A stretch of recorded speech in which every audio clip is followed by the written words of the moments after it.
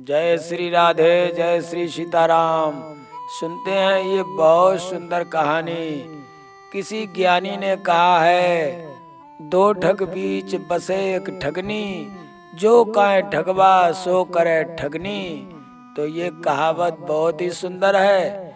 ये कहावत हमारे वेद और पुराणों में मिलती है।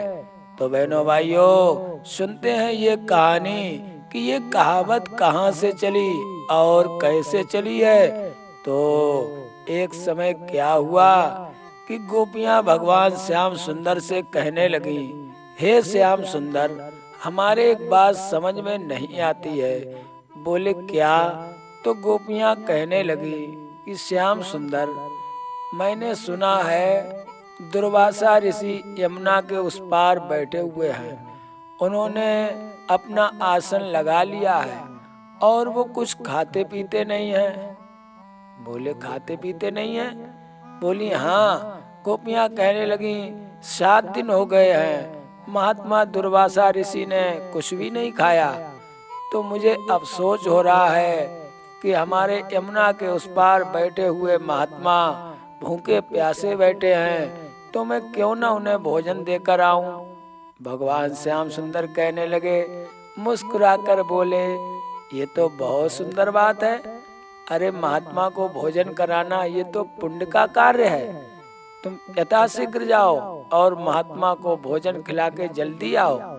गोपियां भगवान श्याम सुंदर की बात को मानकर और झट से गईं। उन्होंने जाकर के बड़े सुंदर सुंदर पकवान बनाए। पकवान बना करके गोपियां लेकर के आईं और जैसे यमुना के पास पहुंची तो यमुना की धारा बहुत तेजी से चल रही थी। गोपियों ने यमुना की धारा को देखा तो वो डर गईं और डर करके वापस लौट के आई। भगवान श्याम सुंदर कहने लगे, क्या बात है, तुम भोजन खिला के बहुत जल्दी आ गई हो।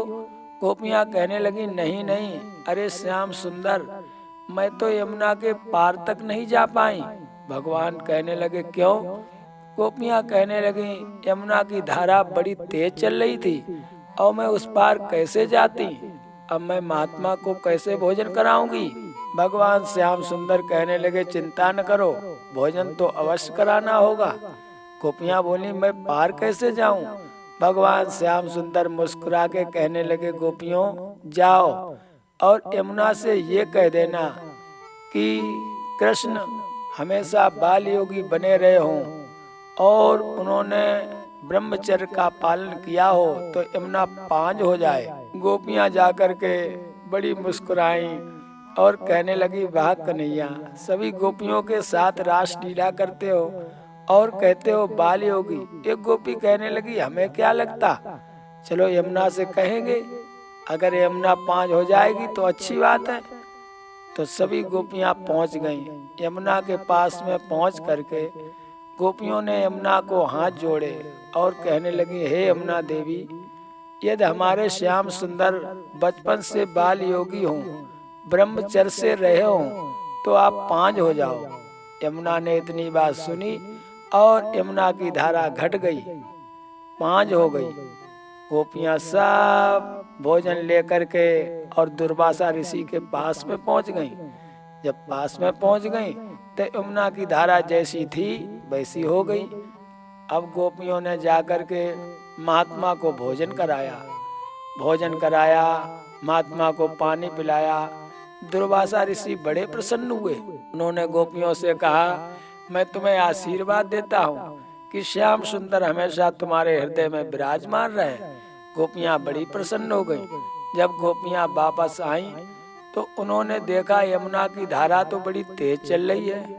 तो सोचने लगी, अरे बहन, उस पार से तो श्याम सुंदर ने कहा कि मैं बाल योगी हूँ, ये कह देना तो यमुना पांच हो गई। अब क्या करें? तो एक गोपी कहने लगी, फिर कह दो। तो गोपियों ने कहा, कृष्ण बाल योगी हो, यमुना पांच हो जाओ। तो यमुना की धारा नहीं घटी। अब गोपियां परेशान। तो महात्मा के पास वापस में पहुंच गईं।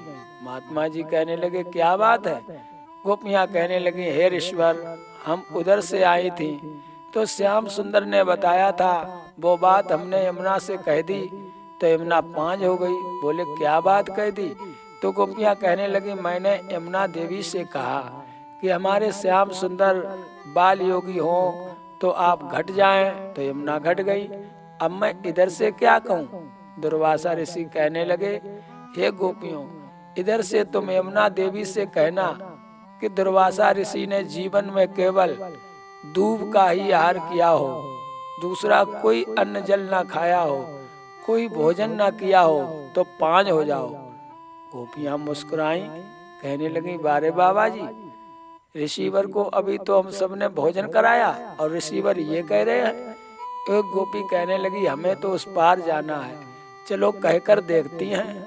तो सभी गोपियां आईं और यमुना के पास पहुंची, हाथ जोड़ के कहने लगी हे यमुना देवी, यदि दुर्वासा ऋषि बचपन से उन्होंने केवल दूब का ही आहार किया हो, अन्न कोई भोग ना पाया हो, कोई भोजन ना किया हो, केवल दूब के अलावा कुछ ना खाया हो, तो आप 5 हो जाओ।